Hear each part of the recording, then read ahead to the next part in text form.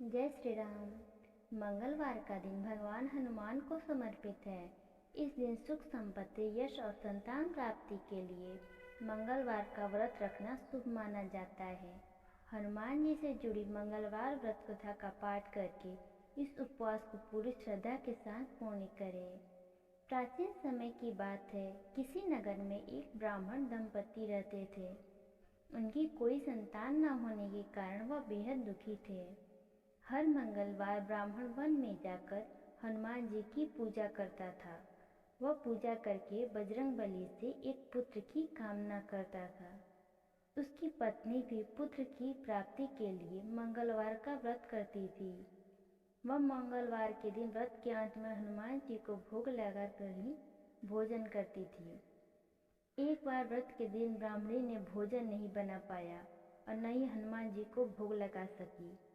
तब उसने प्रण किया कि वह अगले मंगलवार को हनुमान जी को भोग लगाकर ही भोजन करेगी। वह भूखी प्यासी 6 दिन तक पड़ी रही। मंगलवार के दिन वह बेहोश हो गई। हनुमान जी उसकी श्रद्धा और भक्ति देखकर प्रसन्न हुए। उन्हें आशीर्वाद स्वरूप ब्राह्मणी को एक पुत्र दिया और कहा कि यह तुम्हारी सेवा करेगा। बालक को पाकर ब्राह्मणी बहुत खुश हुई। उसने बालक का नाम मंगल रखा। कुछ समय उपरांत जब ब्राह्मण घर आया तो बालक को देख पूछा कि वह कौन है। पत्नी बोली कि मंगलवार व्रत से प्रसन्न होकर हनुमान जी ने उसे यह बालक दिया है। यह सुनकर ब्राह्मण को अपनी पत्नी की बात पर विश्वास नहीं हुआ।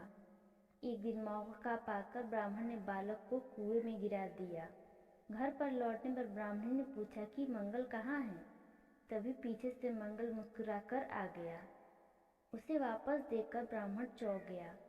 उसी रात को बजरंगबली ने ब्राह्मण को सपने में दर्शन दिए और बताया कि यह पुत्र उन्होंने ही उसे दिया है। सच जानकर ब्राह्मण बहुत खुश हुआ, जिसके बाद से ब्राह्मण दंपति नियमित रूप से मंगलवार व्रत करने लगे। मंगलवार का व्रत करने वाले मनुष्य पर हनुमान जी की अपार कृपा होती है।